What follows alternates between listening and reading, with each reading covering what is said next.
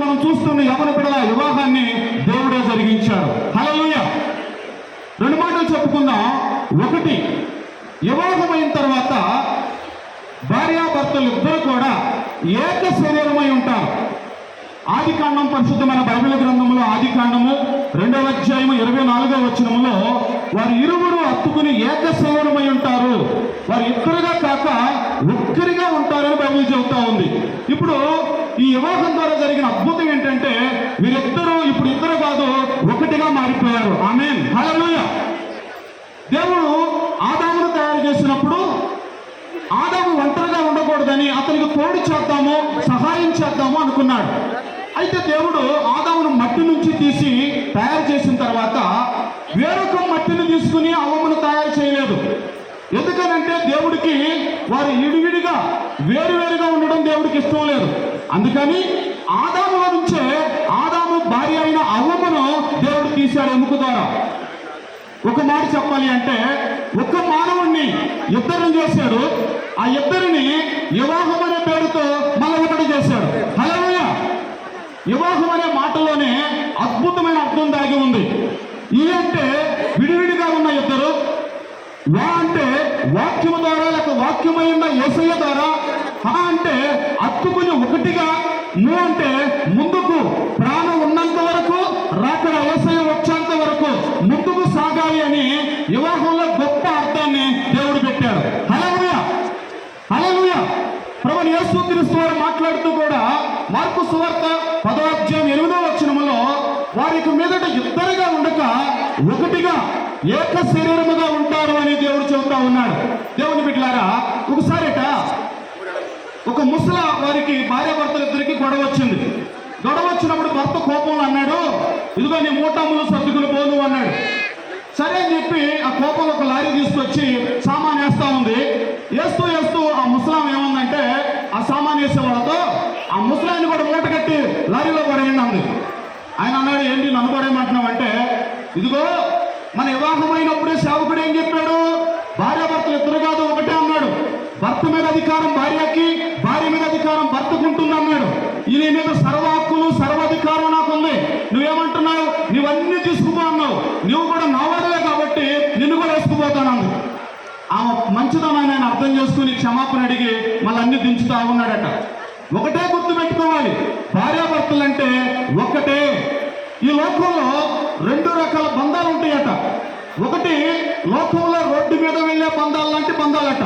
రెండోది సముద్రంలో నేల మీద వెళ్ళే బంధం లాంటిదట.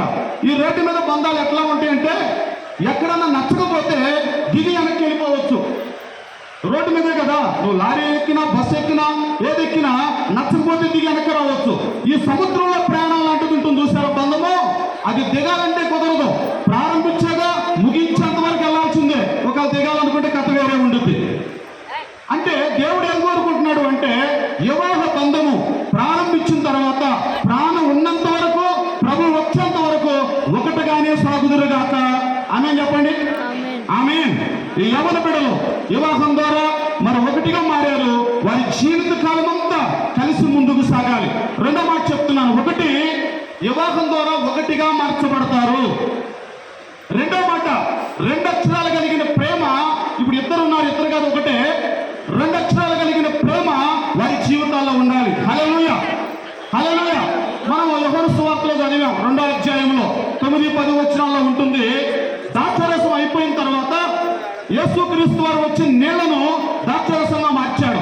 ఆ ద్రాక్షారసం తాగిన అంటే నీళ్లు ద్రాక్షారసంగా మార్చబడిన అది తాగిన తర్వాత హిందూ ప్రధాని అంటాడు, అయ్యా ఎవరైనా పెళ్లిలో ఏం చేస్తారంటే ఫస్ట్ మంచిది పోస్తారు, కాస్త అయిపోయిన తర్వాత జనులు మొత్తగైన తర్వాత జబ్బు రసం పోస్తారు, కానీ నీవైతే ఫస్ట్ మంచిదే ఉంది, ఆ తర్వాత ఇంకా మంచి ద్రాక్షరసం నీ దగ్గర ఉంది అని చెప్పాడు. అందుకు కారణం ఏంటంటే యేసు ప్రభువు ఆ పెళ్లి వివాహంలో ఉండి అద్భుతంగా జరిగించాడు. హల్లెలూయా. ఇప్పుడు ఇక్కడ కూడా యేసయ్య ఉన్నాడు వివాహంలో, అందులో సందేహం లేదు. ఈ లోకంలో ప్రేమలు ఎలా ఉంటున్నాయి అంటే ఫస్ట్ బాగుంటున్నాయి, రోజులు వారాలు నెలలు సంవత్సరాలు గడిచే కొంది ప్రేమ తగ్గుతుంది. అందరిలో కాదు, కొంతమందిలో. ఒకసారిట వివాహమైన 3వ రోజు భార్య అడిగిందంట భర్తని, ఏమంటే నాకు మైసూరు బోండా కావాలండి అందట. మనోడు 3 రోజులు కనపడలా, ఎక్కడికి వెళ్ళాడని ఎక్కితే మైసూరు మైసూరు పోయాడంట. తిరిగి వచ్చాక అడిగారు, ఒరే మైసూరు పోండి అంటే ఇక్కడ కూడా దొరికింది కదా, ఎందుకు పోయావంటే నా భార్య అంటే నాకు చాలా ప్రేమ, ఆ ప్రేమను చెప్పాలంటే ఎక్కడ తేకూడదు, ఆ మైసూరే పోవాలన్నాడట. సరే పోనీ అనుకున్నారు. పెళ్ళైన 3 నెలల తర్వాత భార్య అందట ఏమండి కొంచెం నవతగా ఉంది, టీ పెట్టాను ఆల్రెడీ చల్లారిపోయి ఉంటుంది, వేడి చేసి కొంచెం తిండి అందట. నేను భర్తను అనుకుంటున్నావా భార్యను అనుకుంటున్నావా, నేను రాలేనన్నాడట. 3 రోజుల్లో మైసూరు పోయినోడు 3 నెలలు గడిచేసరికి ప్రేమ ఏమైంది, కొంచెం తగ్గింది. దేవుని ప్రేమ గొప్పతనం ఏంటో తెలుసా మీకు? దేవుని ప్రేమ అరగదు, తరగదు, కరగదు, నిత్యమైనది, నిజమైనది, శాశ్వతమైనది. అట్లాంటి ప్రేమ యేసునామములో వీరి జీవితంలో ఉండును గాక. ఎటుసారి ఆమె చెబుతారా? హల్లెలూయా. వీరి జీవితాల్లో దేవుని ప్రేమ ఉండాలి. వాక్యం చెబుతా ఉంది, భర్త భార్యను తన సొంత శరీరంలాగా ప్రేమించాలట. అంటే తనను తాను ఎలాగూ ప్రేమించుకున్నాడో అలాగూ ప్రేమించాలి. భార్య కూడా భర్తను ప్రేమించాలి, గౌరవించాలి, ఆయన మాటకు లోబడాలి. ఇద్దరు కలిసి వారి జీవితం ఎంత అద్భుతంగా ఉండాలి అంటే ఒకే మాట, ఒకే ఆలోచనతో విజయాలు సాధించేలాగా దేవుడు మార్చాలి. నేను ముగించబోతా ఉన్నాను. 1 వివాహం అంటే భార్యాభర్తలు ఇద్దరు